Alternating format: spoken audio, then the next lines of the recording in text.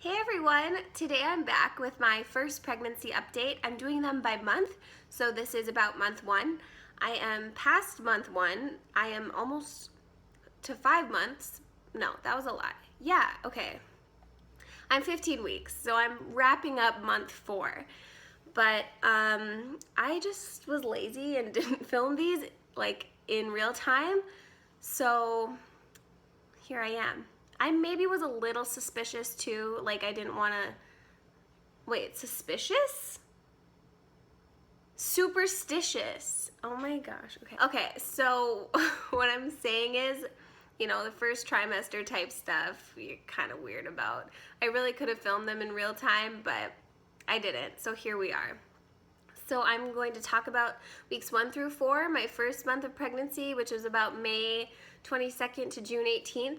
I am filming on my iPhone because it's much clearer than that camera that's like so old.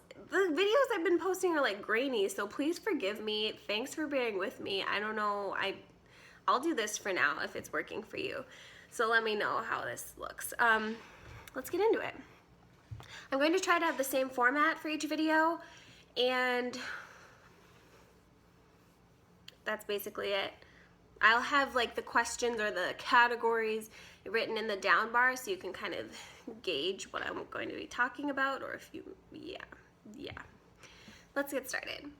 So this might be a little bit of overlap from the BFP video that I posted. I'm really going to try not to look at myself too, which I will link. But bear with me, please.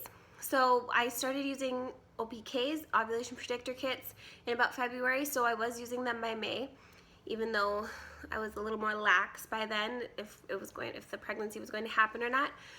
So I had my darkest OPK on May 25th, and I'm sure we conceived about that day or the day after, And then my BFP showed up 9 days post-ovulation on June 4th. So our due date, my due date, baby's due date, not mine, is February 18th, 2017.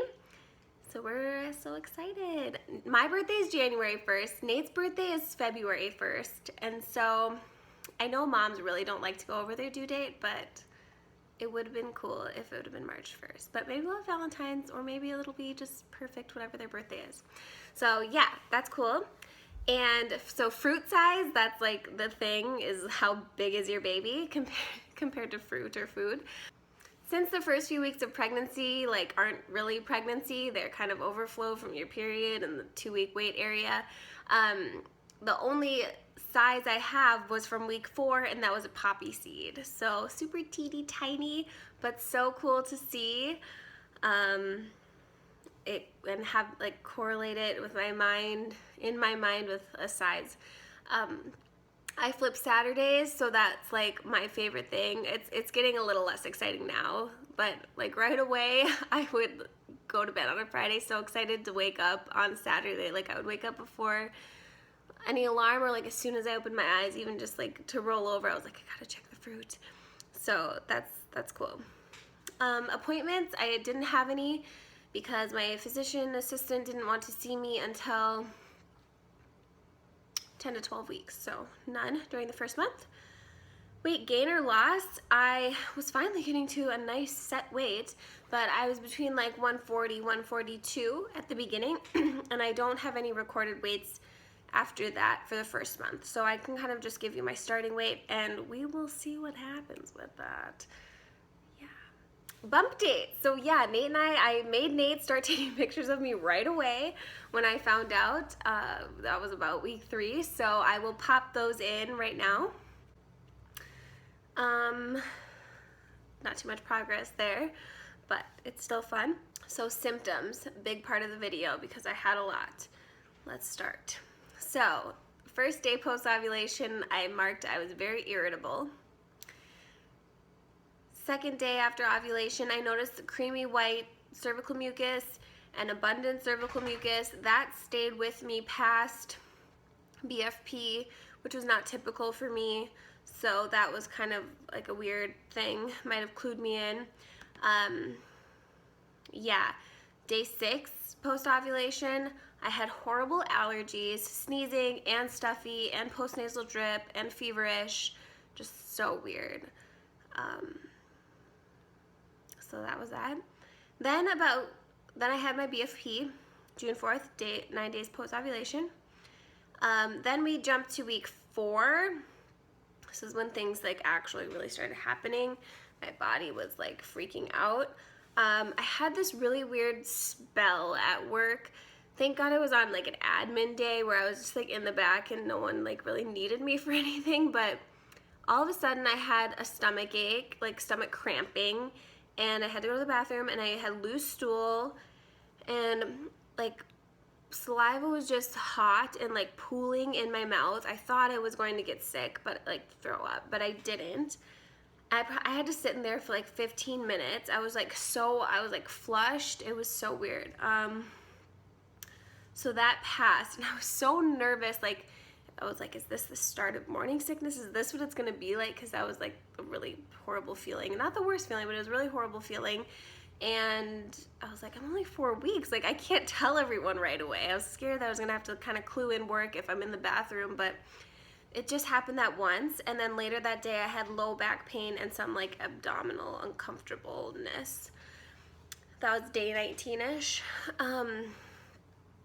Or no, it wasn't. That was day 18, sorry. So then 19, the next day, I was gassy, and I had period, like menstrual cramps, and the constipation started. Oh my gosh. That was a whole thing. Maybe it had happened a little bit before that, but I'm like not the most regular person. Like every 2 to 3 days is okay for me, like the normal for me. But wow, it was so bad. Like I don't know how to explain it. I wasn't going regularly. When I could go, it was barely anything, and it was hard to pass. And you know, it's your first pregnancy, and you don't want to like take anything. I didn't want to just like jump to taking an OTC or something. Definitely diet, I'm sure, had to contribute, but I think it was just a huge surge of progesterone or something. So I was trying to increase my water, trying to increase the veggies, still waking up in the middle of the night, having to go to the toilet because of cramping, and then like nothing would happen. I would just sit there. I even tried prune juice. I was like getting so desperate. I tried prune juice, which worked a little too well. It went the other way. And then like after, it felt good to like, you know, cleanse, but after that, it was like same thing again, immediate, like constipated again. I was Googling like all the remedies, like trying to do anything and everything. I moved our little footstool that we use sometimes in the living room to the restroom because of the way your angle is. I don't know. Read about it. It worked, and I still have it in there. It just is helpful sometimes. But so we had our footstool in there, so when I could go, it did help, but I was waking up in the middle of the night. I also, besides that constipation in the middle of the night, I would wake up, it was almost like round ligament pain. What I read is round ligament pain, but it was so early that I'm not sure that's what it was. But it was like a sharp, like anytime I would like turn over in the night, it would like wake me up in this like excruciating sharp pain, and I just had to lay there and then it would subside. But that could have been completely different. So I was getting desperate. I finally was like, okay, I'll go dairy and gluten free and see what happens. So I made this commitment, right, for like 2 days, and it was going okay for the 2 days, right? Then we happened to go out to eat. Why did we go out to eat? It must have been, maybe it was Father's Day, whatever. We went out to eat, and I had my favorite wrap that you probably just saw in a vlog, and it has a tortilla, flour, tortilla, cheese. I eat it with ranch, like, and I was really torn because I was like, this is my favorite thing on the menu. Do I get it? Am I just gonna like, whatever, F it, I'm gonna do it. And I did it, and I had a little cramping like before I used the restroom that night, but after that, it seemed to pass. So I think it was just the hormones, which was also scary because when I was telling like friends or family, confiding in them about my constipation, they were like, it's only gonna get worse. And I was just like, what? How could it honestly get any worse? But back to normal, eating whatever I want, loving cheese, loving life. So hang in there. Maybe it'll just spontaneously resolve. So that was a lot to process. Sorry so much about my BMs. Cravings and aversions, didn't have any. What I missed, just during this time, I was just getting back into drinking, like really enjoying drinking, because during trying to conceive, I had tried to get a little hardcore where I was like, I'm not gonna drink at all, and we're trying to like, you know, trying to conceive. But I had like flipped 180 where I was kind of like, if it happens, it happens. I'm just gonna enjoy my life. So I missed beer because it's summertime and everyone was like drinking and on the patios and all this great stuff. And then Nate and I, if you were watching our vlogs during that time, we were totally getting into coffee. I had to give that up, so I did give that up, and I missed that.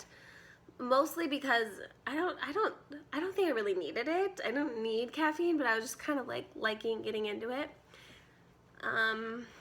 Yeah, I probably only drank it like 3 times during the first trimester. I really tried to avoid it if possible. So those were the things I missed.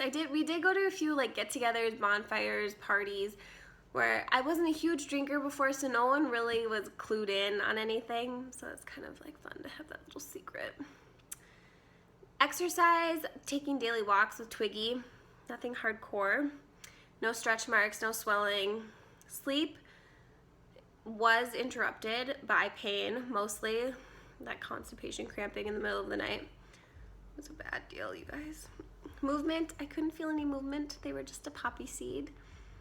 Maternity clothes, definitely not.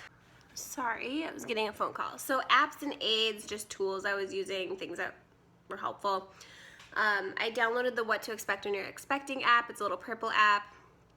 You put in your due date, they give you the size of the baby every week, the countdown of the weeks. They link to your email, so they send you emails, but the same topics are pretty much on the app. They put out a little video every week of like how are they growing, what's like what are they doing in there, what's developing, so that's really cool. And then my footstool. Having a footstool in the restroom is great if you're constipated or not. It was helpful, so try it. Then I'll have just a section here, discussion and resources. So, you know, my first pregnancy, I'm doing a lot of research on different things. So if I've read a book or an article or researched a specific topic or watched a video, I will try and clue you in on that, see if there's any discussion on that, or if I have any questions on what to buy. I do have some questions for month 4, but this is only for month 1, so I wasn't researching too much at this point. But why not just share why you're here, why you're watching, if you're pregnant, if you're just watching out of curiosity, what your journey has been like. That would be cool. And let me know if you are pregnant when you're due, or are there any other February babies here? Let me know. Thank you for watching. I will be coming out with month 2 next Friday, and yeah, it's exciting stuff. I'll see you next week, and have a good one. Bye.